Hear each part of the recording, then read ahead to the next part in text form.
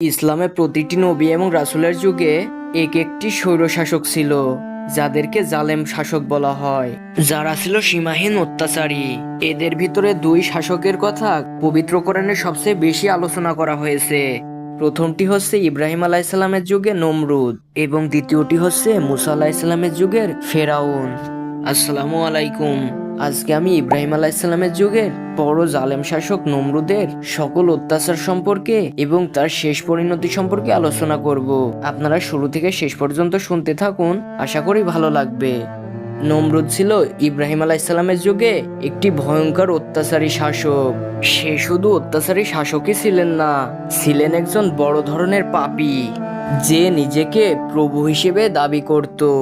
একদিন রাজপ্রাসাদে নমরুদের সাথে ইব্রাহিম আলাইহিসসালামের মহান প্রভুর বিষয়ে প্রচুর বিতর্ক হয়। ইব্রাহিম আলাইহিসসালাম বললেন, আমার রব তিনি, যিনি জন্ম এবং মৃত্যু দেন। সাথে সাথে নমরুদ তার এক সৈন্যকে হুকুম করলেন কয়েদখানা থেকে একজন লোককে ধরে আনতে, যার ইতিমধ্যে মৃত্যুদণ্ড সাব্যস্ত হয়েছে। নমরুদ এই লোকটিকে সবার সামনে আজাদ করে দিল। সে এবার বলল একটি ভালো মানুষকে ধরে আনতে। এবার নমরুদ হুকুম করলেন সবার সামনে যেন ওই ভালো মানুষটিকে হত্যা করা হয়। এবার নমরুদ ইব্রাহিম আলাইহিসসালামকে বলল, দেখো, আমি তোমাদের প্রভু। আমার যাকে খুশি তাকে মৃত্যু দিই এবং যাকে খুশি তাকে জীবন দিই।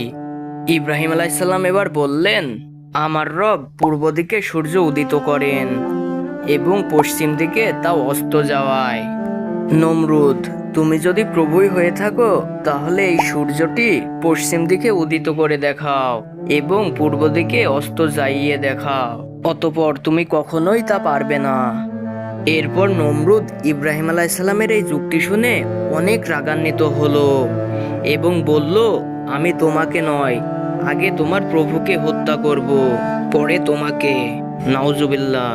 অতঃপর নমরুদ তার সৈন্যদেরকে প্রাসাদের উঁচু মিনায় যেতে বলল এবং তীরন্দাজদেরকে হুকুম করলো তারা যেন আকাশের দিকে তীর নিক্ষেপ করে। যেই কথা সেই কাজ, তারা আকাশের দিকে শত শত তীর নিক্ষেপ করলো। অতঃপর মহান আল্লাহ তাআলা ফেরেশতাদেরকে হুকুম করলেন তারা যেন তীরের আগায় রক্ত মাখিয়ে দেন। এরপর রক্তমাখা তীর পড়তে থাকে। নমরুদ সহ তারা সবাই অনেক খুশি হয়। তারা ভেবেছিল ইব্রাহিমের প্রভু মারা গেছে। এরপর যখন নমরুদের মৃত্যুর সময় আসে, মহান আল্লাহ তাআলার হুকুমে একটি ন্যাংরা মশা তার নাকের ছিদ্র দিয়ে মস্তিষ্কে প্রবেশ করে। এরপর মশাটি যখন আল্লাহর হুকুমে তার মস্তিষ্কে কামড়াতে থাকে, সে খুবই কষ্ট পায়। তার সেই কষ্ট কমানোর জন্য সে মাথা সবসময় বাড়াতে থাকে। শোনা যায় তার মৃত্যুর সময় কষ্ট এতটাই বেড়ে যায় যে তার মাথা বাড়ানোর জন্য একটি লোক নিয়োগ করার প্রয়োজন পড়ে। পরে ওই নিয়োগ করা ব্যক্তি তার মাথায় এমন জোরে আঘাত করে তার মাথা দ্বিখণ্ডিত হয়ে যায়। এটি ছিল কাফির নমরুদের শেষ পরিণতি। এ ঘটনা থেকে জানা যায় জুলুমকারীর ধ্বংস অবধারিত এবং অহংকার মানুষকে ধ্বংসের দিকে নিয়ে যায়। বন্ধুরা, আজকে এখানেই বিদায় নিচ্ছি। আল্লাহ হাফেজ।